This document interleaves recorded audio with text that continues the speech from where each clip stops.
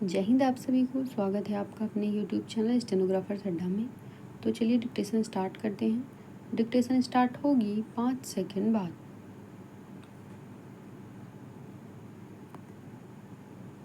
Ready start.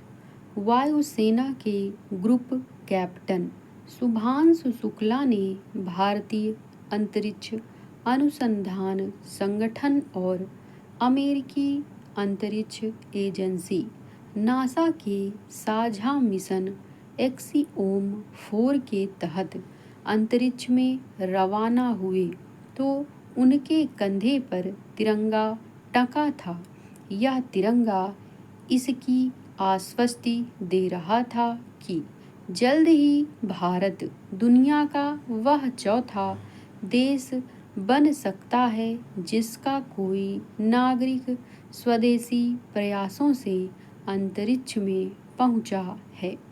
यह अभियान Gaganyaan mission होगा जिसकी तैयारियों के सिलसिले में अंतरिक्ष और फिर अंतर्राष्ट्रीय अंतरिक्ष स्टेशन पर कई महत्वपूर्ण प्रयोग परीक्षण करने वाले इस 14 दिवसीय एक्सियम 4 मिशन ने एक ठोस नींव रखी है। मगर यहाँ महत्वपूर्ण प्रश्न यह उठता है कि चंद्रयान और मंगलयान के बाद इसरो को इस नई कसौटी पर खरा उतरने की कितनी ज़रूरत है। इस सवाल के परिप्रेक्ष्य में दुनिया में अंतरिक्ष पर्यटन और अंतरिक्ष संसाधनों के दोहन को लेकर हो रही पहल कदमियों पर नज़र डालना जरूरी है। अमेरिका की निजी अंतरिक्ष कंपनी स्पेस एक्स के संस्थापक एलन मस्क, वर्जिन गैलेक्टिक के संस्थापक रिचर्ड ब्रेनसन और अमेजन के संस्थापक जेफ बेजोस अपनी कंपनी ब्लू ओरिजिन के अलावा जी फोर्स वन ब्लून, रूसी company leucine 76, MDK space adventure project M55X आदि कई निजी कंपनियों के मालिक इस कोशिश में हैं कि अंतरिक्ष पर्यटन के सपने को साकार किया जाए और उसके बल पर अकूत कमाई का रास्ता खोला जा सके। इसी तरह एक मामला अंतरिक्ष की खोज और उसके दोहन का है। अमेरिका और रूस के बाद चीन इस दिशा में तेजी से आगे बढ़ रहा है। वह मानव मिशन को अंतरिक्ष में भेज चुका है और आगे चलकर चंद्रमा के खनिजों के दोहन की बात भी उसके जेहन में है। साथ ही अपने रॉकेटों से विदेशी उपग्रहों के प्रक्षेपण के बाजार में भी वह सेंध लगाना चाहता है। भारत के लिए यह राहत की बात है कि पिछले कुछ अरसे में इसरो ने अपनी कामयाबियों से दुनिया के सामने अपनी क्षमता का परिचय दिया है। इससे पूरे अंतरिक्ष बाजार में खलबली मची हुई है। अंतरिक्ष अभियानों में भारत की सहभागिता को लेकर पहले जो विकसित पश्चिमी देश सवाल उठाते थे, आज वही देश अपने उपग्रहों को अंतरिक्ष में भेजने के लिए भारतीय रॉकेटों का सहारा ले रहे हैं। निसंदेह अंतरिक्ष में भारत को आगे ले जाने की कड़ी दर कड़ी ये कोशिशें इन अभियानों की जटिलता और उनसे जुड़ी तैयारियों की झलक दिखाती हैं। लेकिन इनके बीच हमारे वैज्ञानिकों इंजीनियरों और अंतरिक्ष यात्रियों के योगदान और साझेदारियों को अनदेखा नहीं किया जा सकता, जो सबसे ज़्यादा जोखिम उठाते हैं। इस नज़रिए से ग्रुप कैप्टन शुभांशु शुक्ला की यह अंतरिक्ष यात्रा भारत के लिए कई मायनों में महत्वपूर्ण है। स्क्वाड्रन लीडर राकेश शर्मा के बाद ऐसा करने वाले वे दूसरे भारतीय अंतरिक्ष यात्री हैं, जिससे अंतरिक्ष अन्वेषण में भारत की बढ़ती क्षमताओं और वैश्विक मंच पर उसकी बढ़ती भूमिका रेखांकित होती है।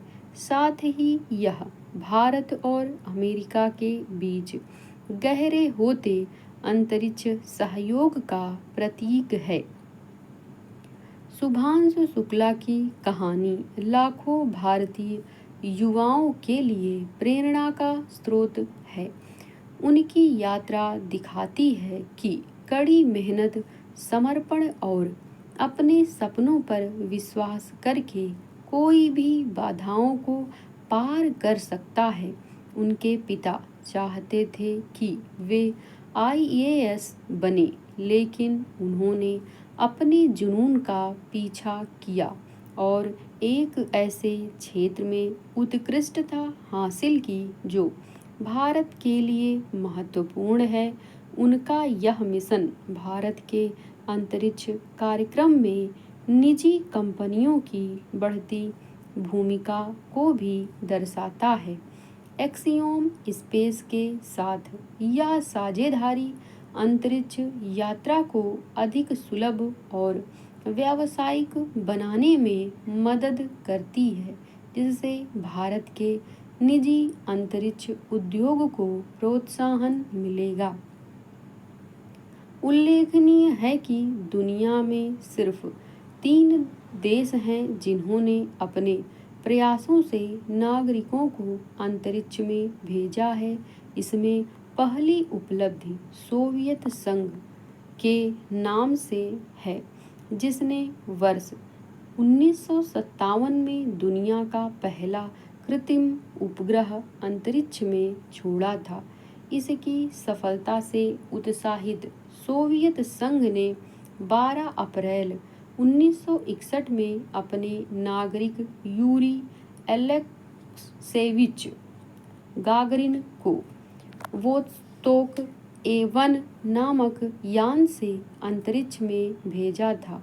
अमेरिका ने होड़ लेते हुए इस काम में ज़्यादा देरी नहीं की। उसने 5 मई 1961 को अपने नागरिक LNB शेपर्ड को प्रोजेक्ट मरकरी मिशन के अंतरिक्ष यान फ्रीडम 7 से अंतरिक्ष में रवाना कर दिया था। इसके बाद से अमेरिकी अंतरिक्ष एजेंसी नासा 200 से ज़्यादा मानव मिशन अंतरिक्ष में भेज चुकी है। ऐसा करिश्मा करने वालों की सूची में तीसरा देश चीन है, जिसने 15 अक्टूबर 2003 को अपने नागरिक यांग लीवेई को यान सिंझोउ 5 से अंतरिक्ष में भेजा था। वैसे तो बीते 5-6 दशकों में कई अमीर लोग भी अंतरिक्ष की सैर कर चुके हैं और आने वाले वक्त में संभवतः सैकड़ों लोग निजी कंपनियों की मदद से यह लुत्फ उठा सकेंगे। लेकिन जो बात देश का प्रतिनिधित्व करते हुए अंतरिक्ष में जाने की है, उसकी तुलना नहीं हो सकती है। यदि भारत आगे चलकर स्वदेशी प्रयासों से अपने नागरिकों को अंतरिक्ष में भेजने वाला चौथा देश बनना चाहता है, तो इसके लिए उसे काफ़ी तैयारियों की ज़रूरत पड़ेगी। असल में स्वदेशी प्रयासों से अंतरिक्ष छूने का सारा दारोमदार अब इसरो के अभियान गगनयान पर टिका है। इसरो के मुताबिक इस महान उद्देश्य के लिए तैयार किए जा रहे विशेष यान गगनयान का 70% काम पूरा भी हो चुका है। उम्मीद है कि अगले 1 या 2 वर्षों में गगनयान अपने अभियान पर रवाना होगा। वैसे तो अब तक मिली कामयाबियों के आधार पर भारत अंतरिक्ष के बाजार में अमेरिका, रूस जैसी हस्तियों को टक्कर दे रहा है। इस हैसियत में आने के क्रम में वह दृश्य किसी को नहीं भूलता है जब केरल के थुम्बा से छोड़े गए पहले रॉकेट को साइकिल पर रखकर ले जाया गया था। पर आज भारत अब अंतरिक्ष को लेकर एक नई इबारत रचने को बेताब है। यह नई उपलब्धि भारतीय नागरिकों को अंतरिक्ष में पहुंचाने की होगी। यह बेशक एक महत्वपूर्ण उपलब्धि होगी, पर इससे जुड़ा अहम सवाल यह है कि क्या भारत यह काम सिर्फ इसलिए करना चाहता है कि इससे उसे दुनिया में ऐसे चौथे देश के रूप में प्रतिष्ठा मिल जाएगी जो अंतरिक्ष में अपने नागरिकों को भेज सकता है, या फिर इसका कोई बड़ा उद्देश्य है। उसका इशारा कई मौकों पर राजनेता और हमारे वैज्ञानिक खुद करते रहे हैं, जैसे कि इसरो के प्रमुख रहे UR राव ने एक अवसर पर कहा था कि भारत को अंतरिक्ष में मानव मिशन की एक सख्त ज़रूरत चीन की चुनौतियों के मद्देनज़र है। वैसे भारतीय अंतरिक्ष अनुसंधान संगठन ने अपने 5.5 दशक के सफ़र में जो कुछ हासिल किया है, उसने विकसित देशों को भी चौंका दिया है, खासकर खर्च के मामले में।